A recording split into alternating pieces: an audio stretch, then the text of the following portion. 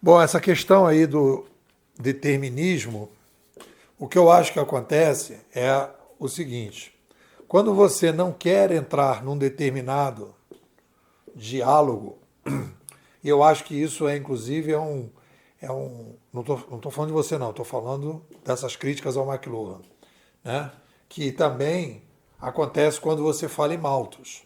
Já aconteceu em algumas palestras que eu fiz em alguns determinados ambientes, principalmente acadêmicos, que quando você fala Malthus, alguém já levanta lá atrás e fala: ah, então você é malthusiano, né? Então, assim, a pessoa cria um xingamento, cria uma espécie de label, né, de rótulo, para naquele momento que ele diz: não, não adianta discutir com fulano, porque ele é malthusiano. Não adianta discutir com aquele cara, porque ele é determinista tecnológico. Então, vamos pegar o conceito, a palavra determinista, né? Quer dizer, quando você diz, e aí que vem, e é uma preocupação sempre que eu me coloco, né? Que é a seguinte: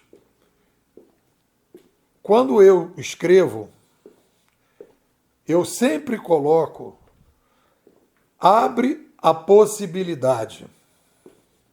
Obviamente que eu sei que quando o McLuhan fala da subjetividade e do meio é a massagem, que me confirma se isso é fato, né?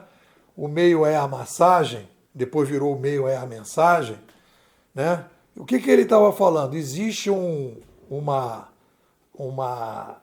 plástica cerebral, o nome talvez fosse esse, ele não usou esse.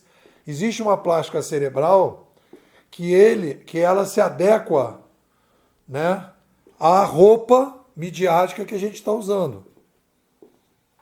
Às vezes você está sentado numa cadeira, você meio que vai se arrumando naquela cadeira para você se sentir mais confortável.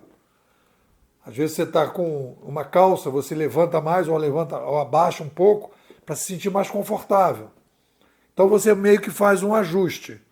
Então, nesse momento, são determinadas adequações invisíveis, são adequações involuntárias, são adequações que acontecem que não são, que a gente já conversou aqui sobre isso, não são voluntárias.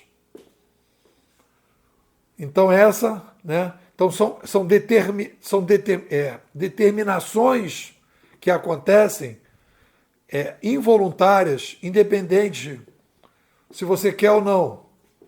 É aquele cara que trabalha com uma enxada. Querendo ou não, de alguma forma ele vai ter calo na mão. Aquele cara que anda num cavalo. Querendo ou não, alguma coisa no corpo dele vai se adaptar ao cavalo. Então são coisas que não precisa nem discutir isso, né?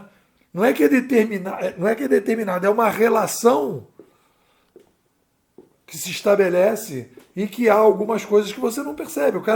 O cara que está com a enxada na mão, ele não percebe que o calo está vindo. Quando ele olha, o calo já existe. Aquela pessoa que lava a louça sem luva, num determinado momento ele vai conseguir, vai vir a mão áspera. Aí vai dizer: ah, não, é determinista, você está dizendo que é determinista, né? Lavar a louça sem luva é determinista que você fique com a mão mais áspera. Não, é uma consequência natural. Então, se constata isso.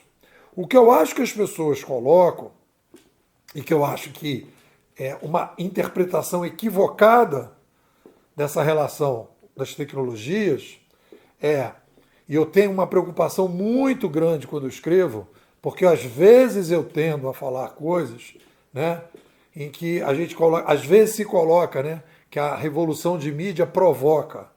A revolução de mídia, ela abre a possibilidade para que determinadas coisas aconteçam. Não estou descartando as coisas involuntárias.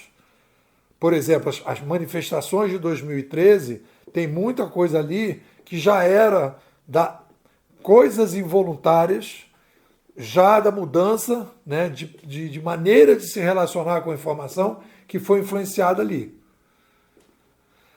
Mas as pessoas foram para a manifestação de maneira voluntária, apesar de cada um levar o seu cartaz, né? Então, abriu-se a possibilidade de se fazer as manifestações e a partir daí se fizeram as manifestações. Então, quando a gente fala de determinismo, a manifestação não foi determinada pelas novas mídias. As pessoas quiseram fazer a manifestação. Então ela não foi determinada pela nova mídia. E aí, se a gente disser que aquela manifestação foi determinada pela nova mídia, né, eu diria que aí a gente estaria sendo determinista, mas não foi. Não foi.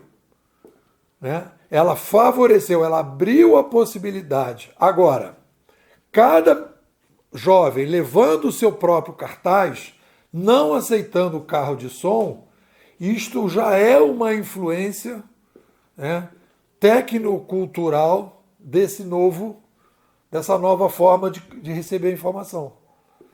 Em que as pessoas não têm mais aquele cara vertical como era no carro de som. Então as pessoas não aceitam mais um carro de som. Não faz mais sentido para as pessoas ir para uma manifestação, ter alguém no carro de som e todo mundo repetindo aquele bordão, como era no meu tempo. Como foi nas diretas, como foi na luta da anistia, como foi no impeachment do Collor. Em várias situações você ia para lá, tinha um carro de som, aqueles caras falavam, todo mundo batia palma e todo mundo cantava a mesma palavra de ordem. Isso não aconteceu em 2013. Então tem coisas que são influências, né, da subjetividade, e aí não são deterministas, são relação homem-cavalo, relação homem lavando louça, e tem coisas que são tecnopossibilidades que se abrem. É um pouco por aí. O que você diz?